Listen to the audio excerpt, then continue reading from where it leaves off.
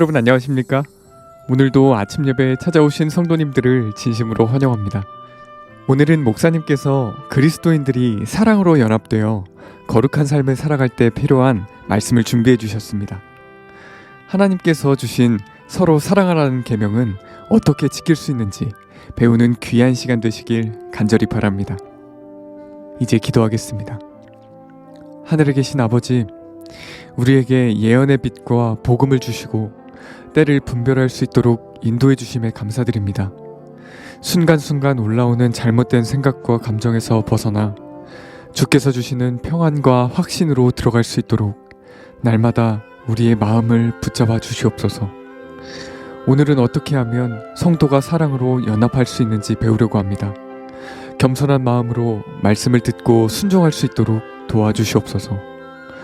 예수님의 이름으로 기도드립니다. 아멘. 오늘 저희가 함께 묵상할 제목은 사랑의 금사슬입니다. 이제 목사님께서 교제를 통해서 권면의 말씀을 전해주시겠습니다. 안녕하십니까 성도 여러분. 아침마다 성령께서 말씀으로 저희를 찾아오시기를 간절히 바랍니다. 오늘도 성도의 연합에 대한 말씀이 이어집니다. 제목은 사랑의 금사슬입니다. 우리 마음에 사랑이 있어야 하나의 교회로 연합되고 묶여질 수 있다 하는 것입니다. 요한복음 13장 34절 35절이죠. 새 계명을 너희에게 주노니 서로 사랑하라. 내가 너희를 사랑한 것 같이 너희도 서로 사랑하라. 너희가 서로 사랑하면 이로써 모든 사람이 너희가 내 제자인 줄 알리라. 자, 그리스도의 제자가 되었다는 증거가 무엇입니까? 서로 사랑하는 것입니다. 그러므로 우리는 사랑이 무엇인지를 알아야 합니다. 사랑을 알아야 사랑을 하겠죠. 어떻게 사랑할 수 있는지 우리가 알아야 하는 것입니다. 그리스도인이 이것을 모르면 우리의 삶은 정말 메마르게 될 것입니다. 그런데 한 가지 오해가 있습니다. 오늘날 많은 분들이 예수께서 서로 사랑하라 하는 새 계명을 주셨기 때문에 더 이상 구약시대 시내산에서 받은 십계명은 지킬 필요가 없다라고 생각하는 것입니다. 정말 그럴까요? 우리가 정말 사랑하면은 십계명에 기록된 계명들을 범하면서 살아도 되는 것일까요? 거짓말해도 되고 우상을 섬겨도 될까요? 그렇게 생각할 수는 없는 것이죠. 자, 그렇다면 예수께서 왜 새 계명을 주셨다고 했을까요?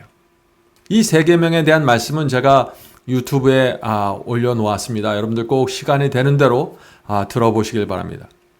누가복음 15장에는 탕자 이야기가 나옵니다. 탕자 이야기는 하나님의 말씀과 계명에 순종할 수 없었던 사람이, 순종하고 싶지 않던 사람이 순종하기를 원하는 사람으로 변화되는 이야기입니다. 탕자는 아버지가 싫어서 집을 떠났죠. 아버지가 이것 해라 저것 하지 말라 하는 말씀을 줄 때마다 그것을 무거운 계명으로 받아들였습니다. 탕자는 그 아버지의 말씀이 자기를 구속하고 억압한다고 생각한 것입니다. 그래서 이 탕자는 아버지께 자기가 물려받을 재산을 미리 달라고 해서 집을 나가버렸습니다. 이제 아버지의 말씀과 계명이 없기 때문에 이 탕자는 자기 마음대로 살 수 있는 것이죠. 자기의 정욕대로 충동대로 살아가게 되는 것입니다. 자, 그 결과 어떻게 되었습니까? 아버지가 주신 것을 다 잃어버리고 깊은 타락에 빠졌습니다. 성도 여러분, 오늘날 우리가 하나님께서 주신 계명과 말씀을 버리면은, 원칙을 버리면은 타락할 수밖에 없는 것입니다. 자, 돼지 우리 속에서 결국 이 탕자가 깊은 절망과 허무함에 빠졌습니다. 돼지들과 어울려 쥐엄나무 열매를 먹으면서 아버지를 생각하게 되었습니다. 아버지와 함께 있을 때 그 아버지의 말씀과 계명이 순종하는 것이 너무나 지겹고 무겁다고 생각했는데 이제는 아버지께서 그때 나에게 주신 말씀이 무슨 의미인지 알게 된 것입니다.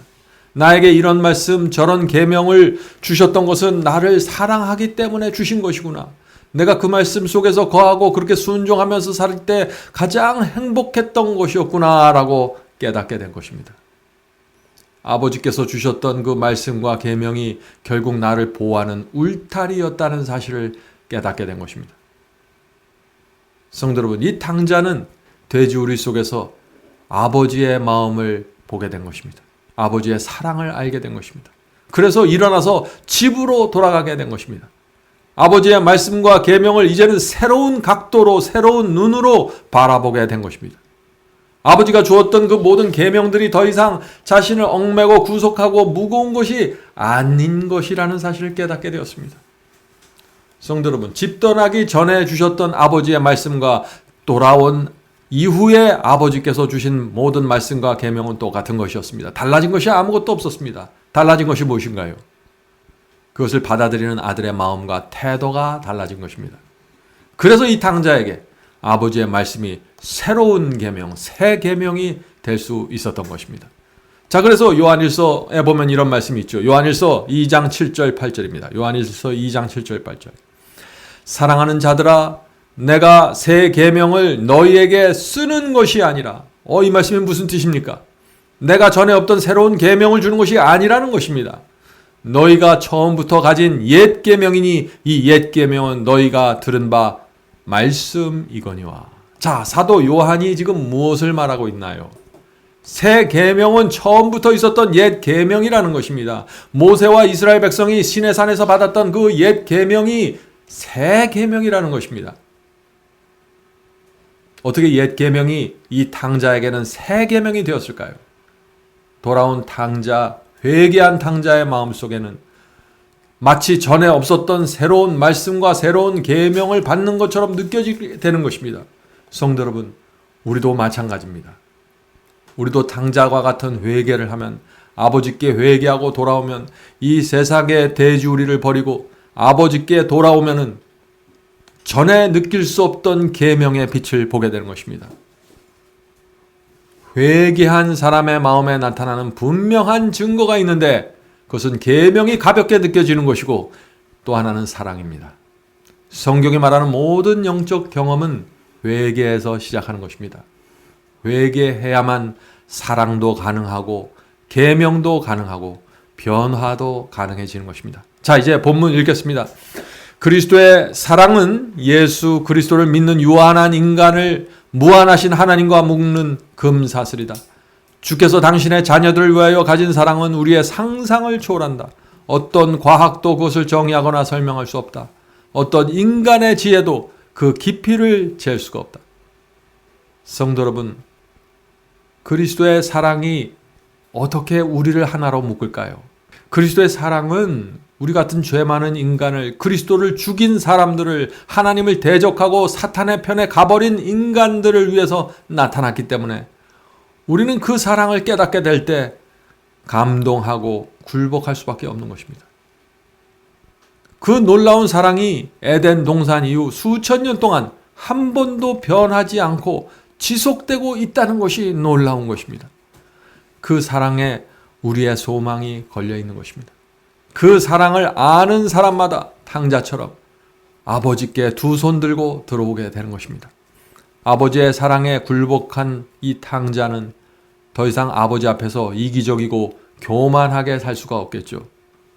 아버지를 닮고 싶은, 아버지의 그 사랑과 자비를 받고 싶은 간절한 소원을 갖게 될 것입니다.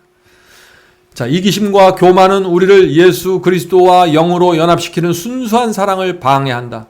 만일 이러한 사랑이 진정으로 개발된다면 유한은 유한과 연합되고 모든 것은 무한하신 하나님께 집중될 것이다.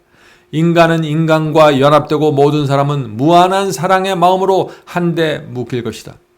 서로 위하는 성화된 사랑은 거룩하다. 성도 여러분, 우리가 거룩하게 되길 원하면은 정말 사랑을 받아야 하는 것입니다. 그것은 어떤 교리 몇 가지를 지키고 어떤 계명 몇 가지를 지키는 것으로는 그 사랑에 도달할 수가 없는 것입니다. 이것은 사랑을 받아야 되는 것입니다.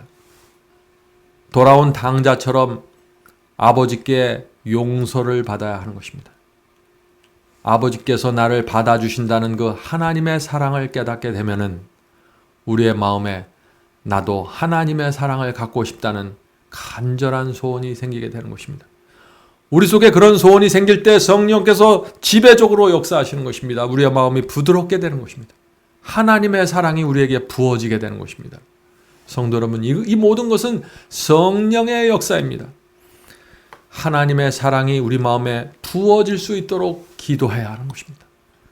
계속 읽겠습니다. 이 위대한 사업에서 서로 위하는 그리스도의 사랑, 지금까지 보아한 어떤 것보다도 훨씬 고상하고 훨씬 항구적이고 더 깍듯하며 더 이타적인 이 하나님께서 위엄을 가지고 부여하신 인간의 권리를 인정하는 가운데 그리스도인의 부드러움과 자비와 예절을 유지해주며 하나님의 품 안에 있는 인간의 형제 우애를 나타낸다. 성도 여러분, 우리가 고상한 것을 원합니다. 깍듯한 예의를 지키길 원하죠. 이타적인 사람이 되길 원합니다. 부드럽기를 원하고 자비와 예절이 있는 사람을 원하죠. 근데 이 모든 것은 어디서부터 시작되냐? 돌아온 탕자의 경험에서 시작되는 것입니다. 죄를 용서받는 경험이 있어야 되는 것입니다. 죄의 싹은 사망인데 죄를 용서받았다는 건 무엇인가요? 하나님께 사형을 탕감받았다는 것입니다.